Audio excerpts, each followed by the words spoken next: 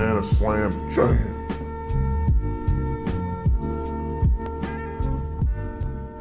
Just got done reading 7.27b. This is the hero changes predominantly after changing a lot of the game mechanics and item mechanics prior to 7.27. They did some rebalancing here of the items. All the overpowered items got nerfed a tad, and the unbought items, such as Hand of Midas, got buffed a bit. It seems like the meta for 7.27 so far was basically that the game's really fast tempo from the laning stage, and then because of how important the tier 2s are, it seemed like a lot of games would slow down pretty heavily between like the 10 to 25 minute mark.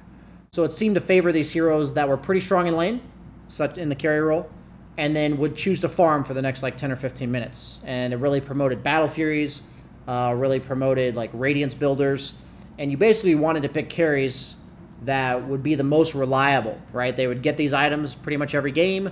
They would have that 10 to 15 minute window to farm, and I personally wasn't a huge fan of this. I do like that they changed Midas, so maybe a few more heroes such as like Arc Warden, maybe heroes that benefit from the attack speed like Faceless Void may consider buying Midas, but it may still be too slow of an item. In terms of hero changes, I'm going to go with the biggest losers first. I would say the heroes I noticed the most that are kind of just dead, Wraith King most notably, lost all the passive damage from his lifesteal, which means he went from having 30 plus bonus damage for free to absolutely 0. They gave him a bit of base damage, but not nearly enough to supplement the fact that he lost all of his self bonus damage for free, which was a big part of like steroid farming him up until his Radiance. The other big loser of this patch would have to be Ursa. I think the hero was borderline broken before, especially in pubs. Like, it was just too easy to play Ursa, and it was too hard to itemize and play against. But honestly, in like the competitive scene, I think he was relatively, like, maybe above average, but that's about it. And with this Earthshock cooldown nerf, combined with the early game and Rage cooldown nerf, I think his overall early game is just going to be much weaker, because his skill build was 404 for the most part, maybe with 1 point in overpower, and adding that extra 2 seconds to the max level of Earthshock will just slow down his farming patterns. A lot of times they would slow you with the Earthshock, right, for the 4 seconds. Then there's that 2 second window where you're unslowed, and by then he's just jumping you again. So now the duration that he's not slowing you is double, going from 2 seconds to 4 seconds, and then also the slow is 40% instead of 55%. So his ability to be kited has gone up drastically again, and I think the hero will be relatively dead after this. Significant reworks of heroes I want to be paying attention to. First and foremost would be Clinks and CK. Clinks, long story short, basically got reverted. No permanent damage, no burning army except for tied to his Ag Scepter, and then he got half of his old Ag Scepter as for free as a level 10 talent. So I think the hero might be pretty insane again, because they also gave him more intelligence gain to supplement his mana problems, and his attack animation is much better now. So I want to try Clinks. I want to try CK, who got his Chaos Strike to now be a 30% chance proc, so he scales with attack speed items, and his Phantasm, which was pretty much the bread and butter of his kit. Without it, he was useless. With it, he was broken. They made it basically the old Phantasm, with the illusions being slightly less tanky, but at the same time, it's 75-second cooldown. So you can like kind of use it to farm early game, and then in the late game, if you manage to like pop it and the enemy kites you and runs away, it doesn't just give them like 100 seconds to run rampant on the map saying this CK is really weak. So I really look forward to trying some CK. He feels like he's going to be the new Wraith King.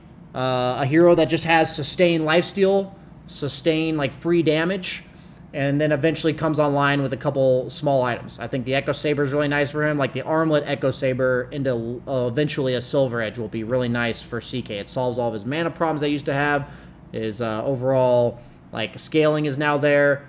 And if you go these like pseudo-tanky, pseudo-damage items, I think this hero will be pretty nuts. I also want to try Drow Ranger. The 6-second multi-shot cooldown going from 20 to 14. Pretty big deal for fights as well as farming at level 15. Pretty huge spike to her mid-game, but then they also buffed her movement speed and base armor, such that her laning stage is a bit better.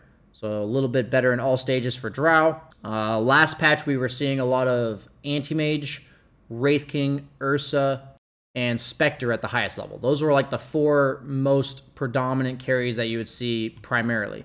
Anti-Mage received a bit of a nerf, but very little. Ursa, we saw, got the... Ursa and Wraith King got the Shaft. Spectre got a bit of a laning stage nerf, but the big change to Spectre that a lot of people may not realize is that she got the no longer reduces vision. I feel like her mid to late game team fighting was just insanely powerful. They made it so Desolate's much more damage now because the search area is much lower and the damage is higher. But her laning stage is a tad weaker, and Desolate no longer makes it so the opponent can't see. I do believe Spectre is still a very good hero, though. I am under the initial impression that this kind of just reworks the hero to be not kind of cheesy in the sense that you just win team fights automatically because people can't see shit. But the hero is even more potent at what it was already doing in every other regard, other than the brief laning stage, which I think she'll still be okay.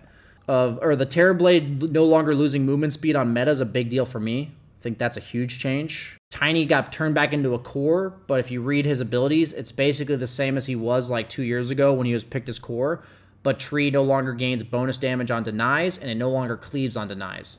So I think Tiny's kind of just a strictly worse version of a core Tiny than he used to be. Sven got a relatively significant rework. My overall impression, if you look at these notes, is that he's kind of just trash. The fact that his God Strength went from 25 seconds to 40 means in the early game it may help his farm a lot because you can clear basically twice as many camps with it. And his mana problems early are much better. But the fact of the matter is, the hero was like trash tier prior to this. I think he needed something like the CK buffs where it was clearly way better for him to be good. So as of now, my initial impression is Sven is still very bad. Silencer core may be a thing. His late game talents got super buffed. The 30% cooldown reduction makes it so global silence used to be 130 seconds, and now when you're level 25, it's 70. So maybe we'll be seeing some core silencer, but I don't know how you really get off the ground in the laning stage, meaning in the mid game, you're kind of just too squishy. Rubick, #1 cheese hero of the patch. The new bane of this patch, in the sense that they decided to make his Fade Bolt % damage reduction and give him a talent that steals damage. So we already saw Thompson last patch doing a little bit of this Treads Deso crap on mid Rubick. They buffed his attack speed at base, and they gave him stealing damage at level 15, and his level 10 talent is still damage, which is now base damage. I definitely want to try this hero out, or at least watch other people try him first. Get it while you can, because it's either going to be super useless or super broken. And I guarantee, almost certainly in 2 weeks from now, this will not look the same. One of these things will be buffed or nerfed, for sure. Razor got removed his his passive on his Eye of the Storm, which made him better at farming, but in return he got Plasma Field for much lower cooldown and Static Link huge quality of life buff. I'm not sure about the hero though. I think in the safe lane he'll be great against the tanky cores that he was always good against, the Bristles of the world, but other than that I think the hero really has no place in the meta. Pudge I think is still very bad despite the relatively significant reworks. Phantom Assassin got a pretty crazy talent at level 15. Big one for that, and also a laning stage buff. I think she might be better, especially with the MKB nerfs. Monkey King, I want to try him out as well. They basically gave him a ton of base armor, but Jingu Mastery is much worse. So instead of being a lane dominator, he's much more of a consistent carry that can level his stun level 1 to secure range creeps. To me, that fits the meta much better, and he might even want to be one of those Battle Fury or Radiance builders that just gets that consistent start and then goes back for that farming item. And then eventually becomes this team fight monster with these like mid to late game items in this AoE Wukong's command. I do think Monkey King will be much more consistent, and I want to try him out as a carry this patch. I think it makes him a worse mid laner, where he doesn't dominate matchups nearly as hard, but it makes him a much more consistent safe laner. Same thing with Medusa. I think she's a worser mid laner for a lot of the reasons, because this patch also doesn't fit farming mids all that well. Maybe at lower MMRs it will be perfectly fine. But I do want to try safe lane Medusa at some point because of the split shot rework to be so much more damage level 1. Maybe even just a value point or 2. Obviously her bit of tankiness in the early game. I think Exort Invoker might be back. The change to level 10 talent actually is pretty insane for Exort Invoker. The buff to Midas, the base damage buff, the Forge Steer buff, all of that combined. I want to try the Ags Faceless Void build. Maybe Battle Fury Ags, maybe Maelstrom Ags. They made it so his cast walk, or his time walk cast range is at 15 and his cooldown's at 20, and the AoE is basically doubled. That's just the radius, but the AoE itself is basically doubled on the time walk scepter. So I think building around Ags could be much more viable now, not only because the Scepter itself got buffed, but also I think the Order of Talents is much better for him. Enchantress offlane with Midas Ags, I want to try this as well. Another major rework of the patch is the Bloodseeker rework. They made it so his Thirst no longer gives him attack speed, but it's movement speed only. And then he gets health back from units around him dying, and he gets double the bonus if he's the one that kills them. And now his Blood Rage is just like it was in Underlords, where it gives you attack speed. The spell amp's a bit different, but it drains your health. It has no cast animation, though. So while you're running around, you can use it. So you pretty much have permanent uptime on it. You're draining your own health. But I think overall this will be much better for farming because you're getting 140 attack speed on your farming. So I think like an early Maelstrom could be pretty insane because you're getting attack speed and you're getting spell amp. And as long as you're killing creeps while you're doing so, there's no interruption when you're casting it on yourself.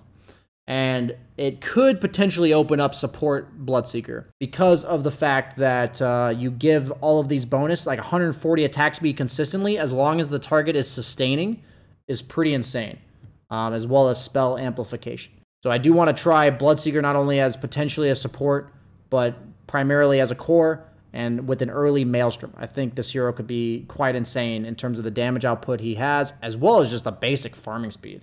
The Blood Rage bonuses are only half for his teammates. I apologize for not being clear. It is only half for his teammates, so it's only 70 attack speed for his teammates. It's 85 with the level 10 talent, and it's 12% spell amp for his teammates. So as a support, he would be 85 attack speed and 12% spell amp, which honestly, still pretty good. But that does make him a less enticing support now that I think about it. And those are really the main highlights of the patch for me. Last but not least, I want it to be very clear that I appreciate the small things from Valve, and to clarify the significant figures on the vacuum cooldown it just shows the attention to detail that we all have come to know and love from Valve as well as IceFrog. So just a small little shout out tidbit at the end of the patch analysis for you guys there. I will be releasing more content as the patch comes out and I figure out what heroes I think are really good. And this is more so my initial impressions and what I think will be interesting to try.